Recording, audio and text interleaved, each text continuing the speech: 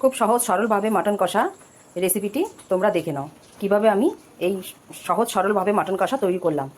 ভিডিওটি স্কিপ না করে পুরো রেসিপিটি দেখো।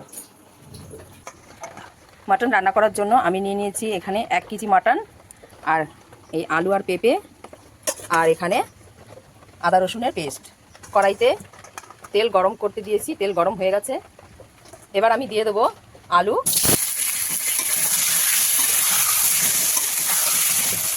আর পেঁপে আমি লাল লাল করে ভেজে তুলব।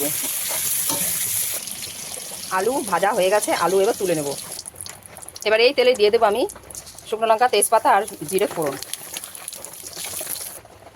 এবার আমি দিয়ে দেবো পেঁয়াজ কুচি।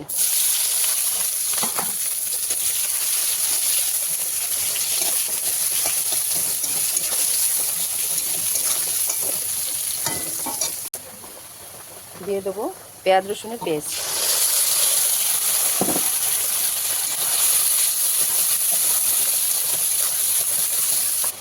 মশলা কষানো একদম রেডি, মশলা ভাজা হয়ে গেছে, তেল বেরিয়ে এসছে। এবার আমি দিয়ে দেবো মাটন।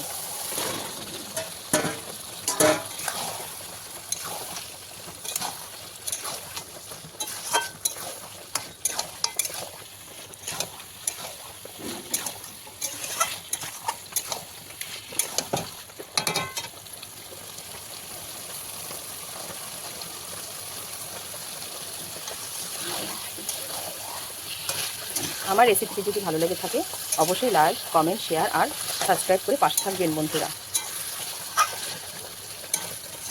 আমার মাটন রান্না কীরকম হয়েছে কমেন্টে অবশ্যই বলবেন।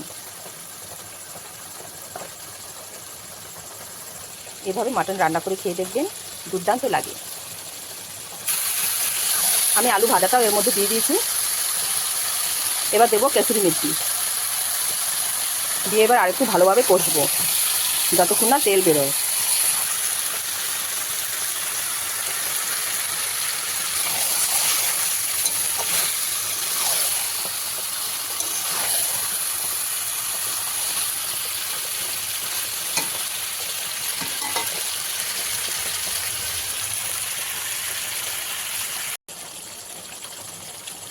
লাল লাল ঝাল ঝাল মাটন কষা আমার একদম রেডি। এবার আমি নামিয়ে নেব। আমার এই মাটন কষা রেসিপিটি কীরকম লেগেছে অবশ্যই কমেন্টে বলবেন, আর লাইক, শেয়ার, সাবস্ক্রাইব করে আমার পাশে থাকবেন।